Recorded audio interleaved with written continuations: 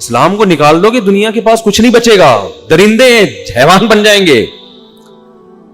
آپ کہہ سکتے ہو یہ بڑے بڑے کنٹری یہ تو حیوان نہیں ہے, یہ آپس میں مفاد کی خاطر ہیں دوسروں کے لیے.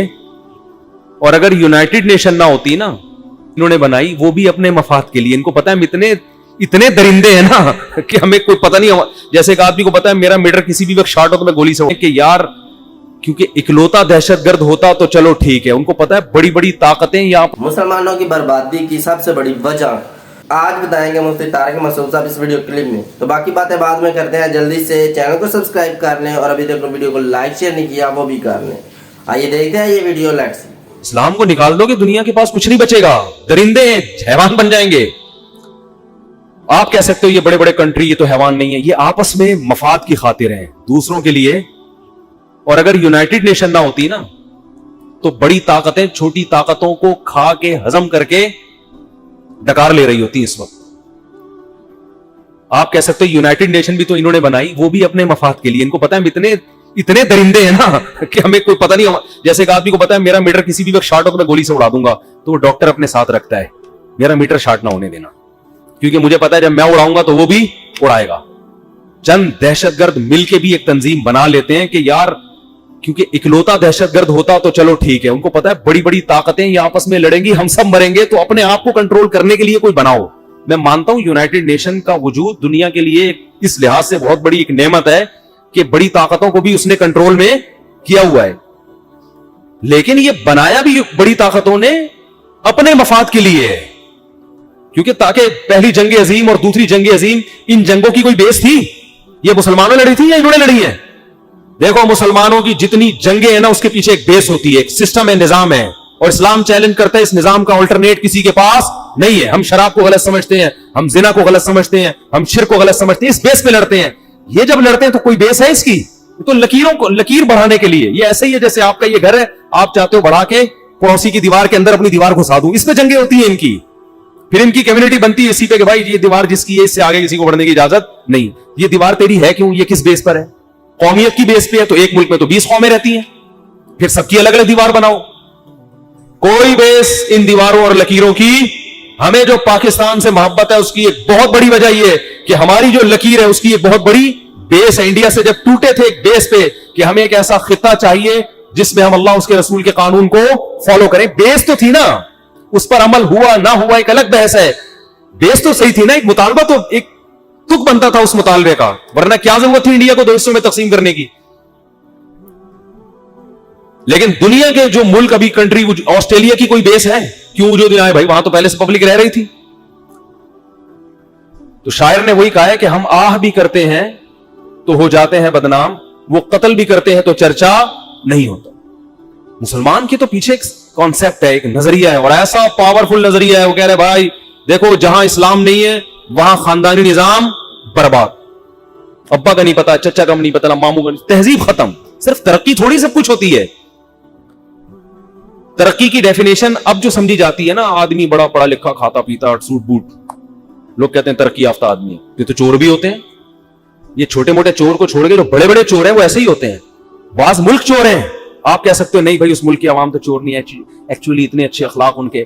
او بھائی وہ ملک ہی چور ہوتا ہے پھر وہ, ٹھیک ہے. اس نے دوسرے ملکوں پہ حملے کر کے ان کی سارے وسائل پہ قبضہ کر کے ترقی کی ہوتی ہے, اور آج وہ بڑا فنٹر بنا ہوا ہوتا ہے اور دنیا کو امن اور امان سکھا رہا ہوتا ہے. یہ ایسا ہی ہے جیسے کراچی میں ہمارے یہاں جب دہشت گردی ہوتی تھی تو بڑے سے بڑے دہشت گردی کرتے مگر اپنے علاقے میں کسی کو پر بھی نہیں مارنے دیتے. کہتے جب یہاں بڑے بدماش موجود ہیں تو یہاں کیا کر رہے ہیں آج, تجھے ہمت کیسے ہوئی؟ کراچی کے ایک علاقے میں بڑے دہشت گرد تھے, تو وہاں کسی نے مجھے بتایا کہ میں جو ہے نا کچھ میرے پاس نوٹوں کی گڈی تھی تو میں چھپا کے جا رہا تھا, تو ان دہشت گردوں نے دیکھ کے مجھے بلایا کہ چھپا کیوں رہا ہے. تو میں نے کہا یار کوئی چھین لے گا. کہہ رہے ہم یہاں بیٹھے ہوئے ہیں, کوئی نہیں چھینے گا, چل جائے یہاں سے. مطلب یہ کہ یہ چھیننے کی اتھارٹی صرف ہمارے پاس ہے, تو ہم سے چھپانے کی ضرورت نہیں ہے. ہمیں جب چھیننا ہوگا تو ہم چھین لیں گے. تمیز سے گزرو.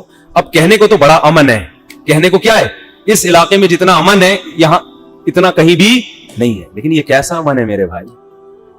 اس لیے کہ کنٹرول کس کا ہے؟ بدماشوں کا ہے. ٹھیک ہے. तो बास दुनिया के कंट्री ऐसे जहां बहुत अमन है, इसलिए कि वहां की गवर्नमेंट अपने अंदर अमन रखती है, दुनिया में अमन पैदा नहीं होने देती। तो ये तो कयामत के दिन पता चलेगा आपको, अल्लाह जब फैसला करेगा ना अपनी अदालतों में, फिर पता चलेगा कौन अच्छा था और कौन बुरा। बरतानिया हिंदुस्तान में 1000 साल मुसलमानों की हुकूमत रही है, बेहतरीन अमन व अमान। खुद उनके गोरे लिखते हैं, हिंदू मुस्लिम सिख ईसाई एक ही थाल में बैठ के खाते, कोई लड़ाई नहीं, मंदिर भी महफूज, मस्जिदें भी महफूज। जब बर्रे सगीर में और आलमगीर बादशाह रहमतुल्लाह अलैह ने एक दफा सरकारी खजानों को गिनवाना शुरू किया, जो सोने की अशरफियां थी, सरकारी सतह पे गिनना शुरू हुआ है, लेकिन वो गिनने से आजिज आ गए। उन्होंने कहा छोड़ दो ऐसे ही, इतना हिंदुस्तान दौलतमंद था। हिंदुस्तान के जो बहरी जहाज थे, लंदन के लोग वो अपने मुल्कों में नहीं आने देते थे कि इंडिया के बहरी जहाज देखकर हमारे बहरी जहाज फिर दुनिया में कोई भी हमसे नहीं खरीदेगा। ये तो आज लोग मुसलमानों के जवाल को देख के कहते हैं, ऐसा लगता है ये हमें, जैसे हम अपनी दादी को जब देखते थे ना, बूढ़ी थी, तो हमारी दादी 80-85 साल की थी, हमें बताती थी बेटा हम तो ऐसे दरख्तों पे चढ़ा करते थे, दीवारों पे ऐसे दौड़ते थे। मैं हैरान, हम तो बच्चे थे, हमने कहा भाई ये कैसे हो सकता है यार, क्योंकि हमने तो उनको बुढ़ापा देखा। हम बचपन में समझते थे ये हमेशा से इसी तरह ही है, ये पैदा ही इसी तरह हुई है। मेरा यही कॉन्सेप्ट था बूढ़ों के बारे में, ये ऐसे ही होते हैं, ये रेडीमेड है। ये बूढ़े जो है ना, ये रेडीमेड इसी तरह होते हैं, क्योंकि हम ये सोच भी नहीं सकते थे कि यार अगर ये ऐसे तो कल हम भी ऐसे हो जाएंगे। हम तो बड़े मुतहर्रिक थे, हर वक्त भाग हम दौड़, हम वो खेल, ये पबजी तो थे नहीं उस वक्त। हम लोग मारम पीटी खेल रहे हैं, वो छुपन छुपाई खेल रहे हैं, बर्फ पानी खेल रहे हैं, और सारे भाग, पिट्टू अब खेल रहे हैं, उठा के मारा, वो भाग है, फिर वो जोड़ रहा है, यूं करके सुलझा रहा है, बेटा यार लग गई, ओ ऐसी की तैसी। तो हमारे जहन में भी नहीं था कि हम कल ऐसे हो जाएंगे। तो हम ये समझता था हमेशा से ही ऐसी है हमारी दादी, अल्लाह मग़फ़िरत फरमाए उनकी। तो आज मुसलमानों का जो जवाल है ना, जिसका सबब वो लोग बने हैं, नचोड़ के ले गए पूरा हिंदुस्तान, ठीक है। तो इस जवाल का जो सबब है, तो आज दुनिया ये समझती है कि मुसलमान हमेशा से ऐसे ही है। तभी तो मैं कहता हूं उर्तुगुल ड्रामे को मैं क्यों हराम नहीं कहता, हलाल भी नहीं कहता, मैं अपने कंधे पे रख के बंदूक चलाता ही नहीं। मुसलमानों की एक हिस्ट्री दिखाई जा रही है, भाई हमेशा से ऐसे नहीं है। हमारा खिलाफत उस्मानिया, आपको पता है रशिया से पहले सुपर पावर कौन था? बरतानिया था, और बरतानिया से पहले कौन था? खिलाफत उस्मानिया थी। खिलाफत उस्मानिया सुपर पावर थी। उस वक्त इसराइल की ये मजाल नहीं थी कि वो, उसने खलीफा से ये कहा था कि मुझे फिलिस्तीन की थोड़ी सी जमीन चाहिए, उसने कहा शॉपर में मिट्टी डाल के ले जाने की भी इजाजत नहीं है। तो बगावतें हुई हैं, और यानी साजिशें हुई हैं, बगावत के बजाय साजिशें हुई हैं। मैं नहीं कह रहा मुसलमान धुले हुए हैं, इनकी अपनी भी गलतियां होंगी। तभी तो कुरान कहता है ना, खुदा ने आज तक उस कौम की हालत नहीं बदली, ना हो जिसको ख्याल आप अपनी हालत के बदलने का। मुसलमानों से जो सबसे बड़ी गलती हुई है ना, जिसकी वजह से खिलाफत उस्मानिया का खात्मा हुआ है, मुसलमान लग गए थे रूहानियत में, असबाब और वसाइल को पसे पुश डाल दिया था। वो असबाब और वसाइल जिसका इनको कुरान और सुन्नत ने हुक्म दिया था। वजीफों में बहरी बेड़ा आ रहा है तो उसमें बुखारी का खत्म होना चाहिए बरकत के लिए, और इस तरह की चीजें शुरू हो गई थी। जो करने के काम है भाई, तुम्हारा प्रेस जब इजाद होने की बात आई, यूरोप ने प्रेस इजाद किया, उनकी किताबें लाखों की तादाद में धड़ाधड़ छप के मार्केट में आ जाती, और इनके कातिब बैठ के लिटरेचर लिख रहे होते थे कि प्रेस में जब जाएंगी तो अदब के खिलाफ हो जाएगा, अदब के खिलाफ होगा तो फिर अदब में कर लो, फिर बैठ के। ओ भाई अभी मीडिया में मुकाबला हो रहा है। ये बिल्कुल ऐसे ही जैसे आज बहुत से लोग कहते हैं कि उलमा को मीडिया पे नहीं आना चाहिए, इससे शोबाजी। एक मौलवी साहब मुझे कहने लगे, देखो उलमा जो यूट्यूब पे आ रहे हैं कैसी शोबाजी में कुर्ते मुर्ते पहन के, इससे शोबाजी फैल रही है। तो दोस्तों, मुफ्ती तारिक मसूद साहब ने बताया कि अगर दुनिया में इस्लाम ना हो तो फिर जो दुनिया है वो बिल्कुल तहजीब याफ्ता नहीं होगी। उन्होंने वीडियो में आप देखें, उन्होंने बताया कि ये इस्लाम ही है, सब कुछ बताता है, इस्लाम ही है, बाप का पता है, माँ का पता है। तो इस्लाम, मुसलमान जो है वो लड़ते हैं, वो उनका कोई कॉन्सेप्ट होता है, वो लड़ते हैं कि शराब हराम है, ज़रा हराम है, जुआ हराम है, इसके पीछे वो लड़ते हैं। तो जब पाकिस्तान अलग हुआ तो ये कॉन्सेप्ट था एक कि मुसलमान होंगे, अलग होंगे, अल्लाह की इबादत करेंगे, खुल के करेंगे। तो दोस्तों, मैं उम्मीद करता हूँ आपको वीडियो पसंद आई होगी। मज़ीद इस तरह के अच्छे वीडियो क्लिप देखने के लिए चैनल को जरूर सब्सक्राइब कीजिएगा। अभी तक वीडियो को लाइक शेयर नहीं किया वो भी कर लें।